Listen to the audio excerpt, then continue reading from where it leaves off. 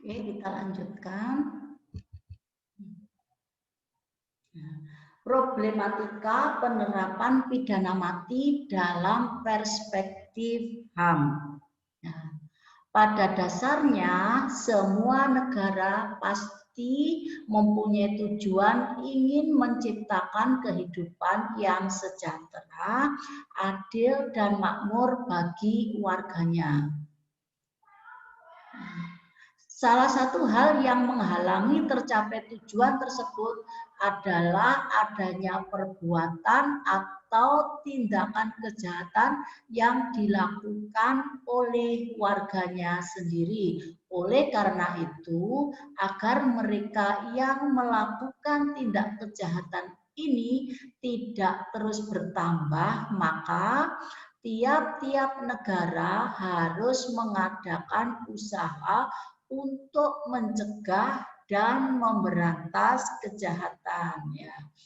Berkaitan dengan problematika dalam penerapan hukuman mati ini khususnya dikaitkan dengan HAM, ya, maka ada beberapa hal yang menjadi dasar pertimbangan. Yang pertama yaitu kekhawatiran adanya kemungkinan kekhilafan hakim dalam menjatuhkan hukuman yang kemudian berimplikasi kepada putusan yang tidak sesuai dengan kesalahan seseorang. Jadi bahkan mungkin terjadi error in persona atau salah orang, sehingga ini kemudian melanggar HAM yang paling pokok. Ya, jadi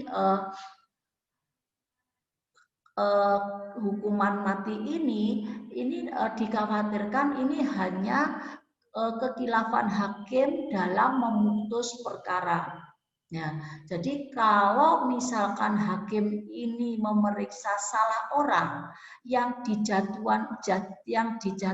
hukuman mati ini sebenarnya bukan pelaku, maka ya, tidak ada lagi dia tidak bisa hidup lagi. Karena apa? Dia sudah dijatuhi hukuman mati dan itu sudah dilakukan eksekusi. Nah, kemudian banyaknya kalangan yang berpendapat bahwa pidana mati ini tidak sesuai dengan sila kedua Pancasila, yaitu kemanusiaan yang adil dan beradab. Di mana hal ini pidana mati sebagai suatu bentuk pidana yang tidak manusiawi, sehingga jauh dari aspek kemanusiaan. Ya.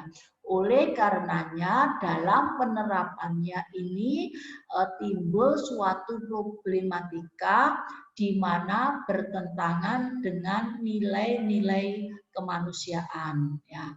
Kemudian yang ketiga, adanya pertentangan dengan salah satu atau maksud dari tujuan pemidanaan, yaitu pemidanaan ini ditujukan bukan sebagai sarana menderitakan dan tidak diperkenankan merendahkan martabat manusia, ya, serta memperbaiki si pelaku tindak pidana.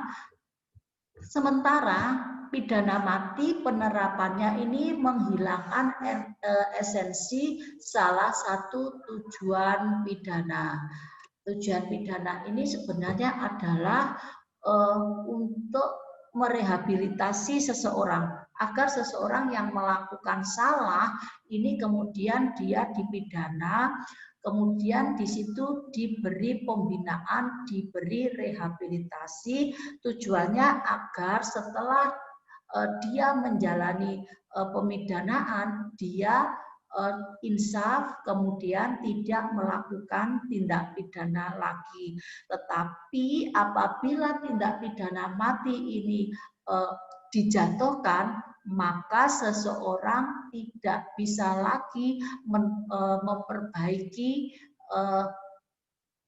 tingkah lakunya atau memperbaiki diri.